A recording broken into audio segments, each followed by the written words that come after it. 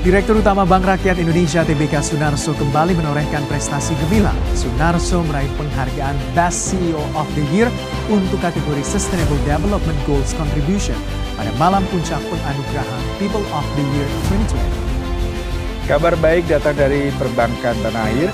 Bank Rakyat Indonesia (BRI) berhasil menyabet 9 penghargaan sekaligus dalam malam penganugerahan Finance Asia Award di Hong Kong Rabu kemarin. Halo, kembali lagi Anda bersama kami di Fan TV, saya Syem Hakung. Video yang tadi Anda simak terkait dengan Direktur Utama Bank BRI, Bapak Sunarso, yang sudah menjabat dari sejak dilantik di tahun 2019, tepatnya di September, hingga akhirnya ini kurang lebih ada 5 tahun setelah menjabat, berhasil menorehkan sejumlah prestasi di tubuh bank terbesar, ataupun salah satu bank terbesar di Indonesia ini.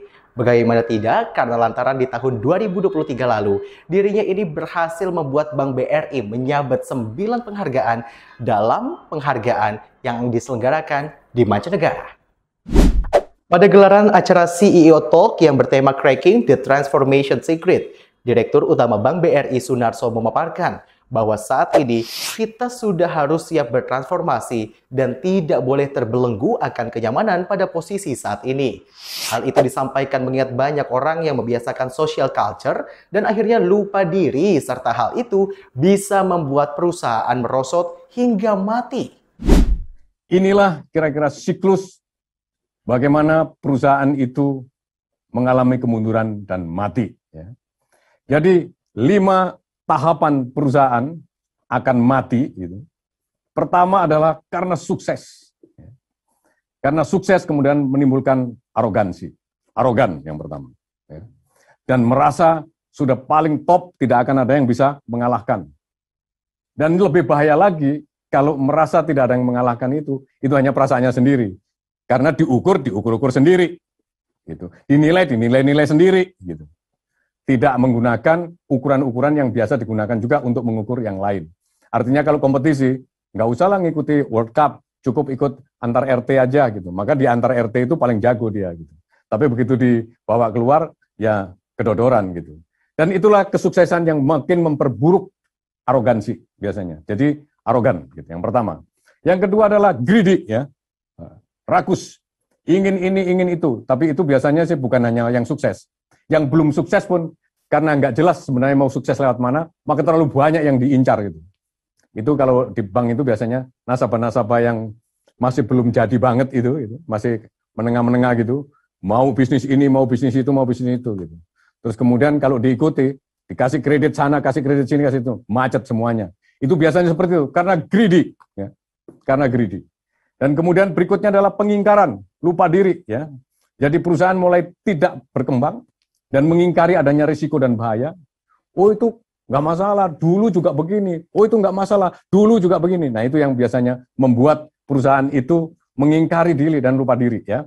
Dan kemudian akhirnya berjuang untuk terus hidup, itu udah mulai susah, ya. Berjuang untuk terus mau hidup dan pada akhirnya nggak sanggup untuk mempertahankan hidupnya, maka mati.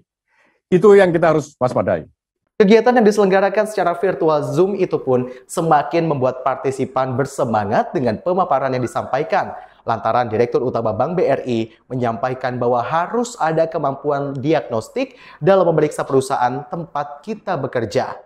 Misalnya dengan menggunakan jasa perusahaan yang spesifik berbicara tentang culture dan juga leadership untuk mengukur sejauh mana budaya bekerja diterapkan.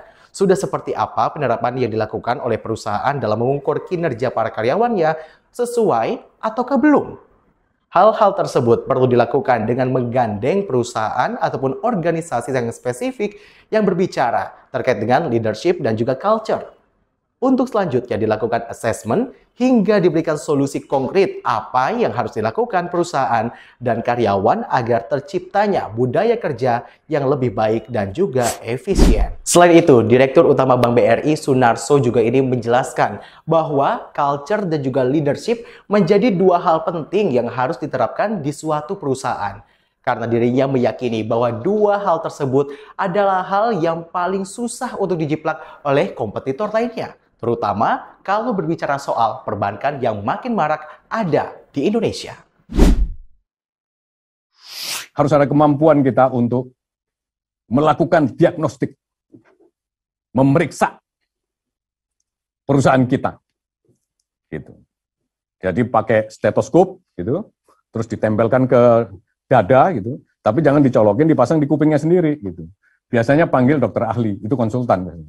Maka stetoskopnya itu ditempelkan di dada kita, tapi dipasang di kupingnya dokternya gitu. Kalau dipasang di kuping kita sendiri, ditempel di dada kita sendiri, terus ditanya, napas, kemudian tarik napas, disimpulkan sendiri, oh nggak apa-apa, masih bagus. Nah itu bahayanya yang tadi saya katakan, pengingkaran tadi itu bahayanya di situ.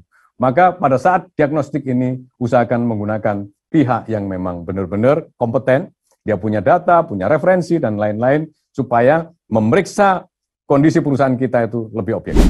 Dan kita harapkan itu meng-create value baru. Gitu, meng-create value baru. Dan kemudian, yang keempat adalah, yang terakhir adalah kita juga harus mendesain culture. Kenapa Pak culture harus didesain? Iya, karena culture di sini adalah corporate culture, bagian daripada strategi. Kalau begitu yang perlu didesain apa? Yang perlu didesain adalah, definisi dari culture itu sendiri adalah perilaku kolektif. Ya, perilaku kolektif. Maka kemudian yang harus kita desain adalah perilaku kolektif yang efektif untuk mencapai tujuan. 4 hal ini mutlak harus kita desain dalam transformasi. Gitu, ya, dalam transformasi. Objek yang kedua adalah culture. Tidak ada pabriknya. Pabriknya ada di hati kita masing-masing dan berasal dari mindset dan wujudnya adalah sikap dan perilaku. Maka di sini butuh kepemimpinan yang kita sebut culture leadership. Dan kemudian leadership dan culture.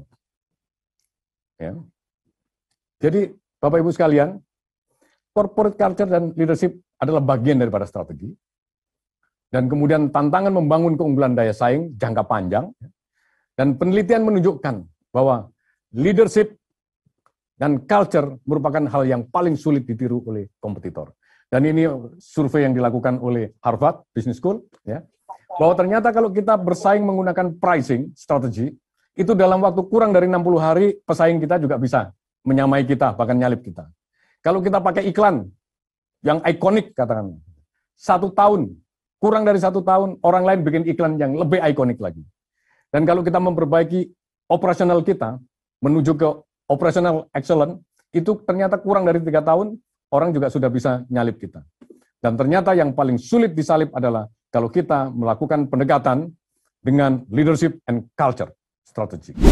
Selama menjabat sebagai Direktur Utama Bank BRI, Sunarso melakukan banyak transformasi di tubuh BRI. Inovasi dan gebrakan tak biasa pun dilakukan. Salah satunya bertransformasi ke dunia digital dengan melakukan digitalisasi di tubuh Bank BRI yang merupakan perbankan milik rakyat. Dan kemudian inilah yang harus kita rangkai menjadi suatu kekuatan yang luar biasa apabila kita mampu melakukan perubahan di 2 area ini.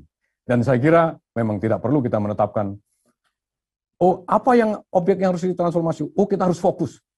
Fokus kita ada 10, ditambah fokus tambahan ada 5. Itu namanya bukan fokus. Ya. Itu namanya bukan fokus. Kalau fokus itu paling tidak itu 3. Makanya kemudian saya tetapkan di sini bahwa fokus kita yang kita transform adalah di area digital dan di area culture. Lanjut. Bapak, Ibu, dan teman-teman sekalian, dan inilah kira-kira area transformasi digital. Ya. Jadi kemudian menyangkut masalah bagaimana kita mendigitalkan bisnis proses, dan contoh kalau di BRI itu ada BRISpot, ada BRIMO, ada BRI Digital Saving, gitu. Dan BRISpot adalah aplikasi untuk memproses, karena tadi saya katakan digital business proses, maka ini adalah digitalisasi proses kredit mikro. Yang dulu rata-rata butuh waktu 2 minggu, targetnya kita digitalkan menjadi 2 hari. Dan alhamdulillah ada yang banyak yang 2 jam selesai, 2 jam selesai. Nanti pasti karena dimuat di YouTube, pasti ada yang protes. Wah, saya buktinya diproses sampai 2 bulan nggak selesai. Ya 1-2 mungkin masih ada. Ya 1-2 masih ada. Dan mungkin juga karena mungkin data segala macam seperti itu. Saya udah siap-siap ini, karena kalau dimuat di YouTube itu pasti ada yang komen nanti. Apaan 2 jam? Jangankan 2 hari, 2 jam. Oh 2 bulan juga nggak kelar-kelar. Cuma disurvei-survei melulu. Dan sebenarnya di sini yang kita lakukan adalah BRISpot ini, yang dulu kita masih banyak dokumen-dokumen, kemudian orang pergi, ngecek lapangan, pulang lagi bikin laporan tertulis, ini sekarang sudah tidak lagi. Pergi ke lapangan, laporan, foto-foto semua langsung disubmit dari lapangan juga, dan kemudian hari itu juga bisa diproses di mesin kita. Dan itulah yang mempercepat, maka kemudian proses kredit mikro kita menjadi dua hari. Ya. Dan kalau itu tidak kita lakukan, maka sekarang kita nggak bisa tumbuh seperti yang sekarang terjadi. Ketika loan demand turun, maka kita masih bisa tumbuh di kredit mikro 14%, dan dulu booking kredit mikro rata-rata per bulan 2,5 triliun, sekarang kita selalu lebih dari 4 triliun per bulan. Karena menggunakan Brispot. Itulah hasil daripada transformasi di digitalisasi bisnis proses. Transformasi, inovasi, serta peningkatan kinerja yang dilakukan oleh Sunarso pada Bank Rakyat Indonesia sempat menarik perhatian dari Presiden Republik Indonesia ke-7, Joko Widodo. Pada gelaran acara BRI Microfinance Outlook 2024, Presiden Jokowi sempat menyatakan bahwa seharusnya Direktur Bank BRI Sunarso mendapat penghargaan Nobel lantaran kinerjanya selama memimpin salah satu perusahaan BUMN tersebut. Di UMI nasabahnya 8,2, PNM Mekar nasabahnya sudah 15,2 juta. Saya ingat PNM Mekar di tahun 2015 itu nasabahnya baru 400.000 kurang lebih. Sekarang sudah sampai 15,2 juta. Grameen Bank, Bapak Muhammad Yunus itu dapat Nobel karena Grameen Bank memiliki nasabah 6,5 juta. Ini harusnya Pak Dirut, Pak Sunarso sudah diberi Nobel harusnya.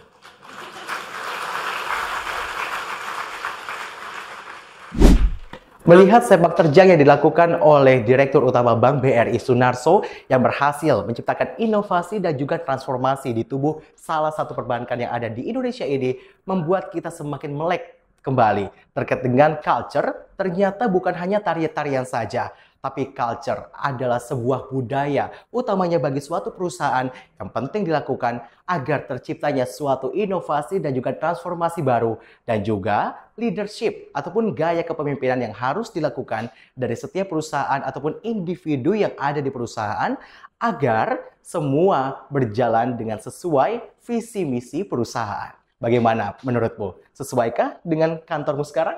Yuk langsung aja komentar di bawah ini.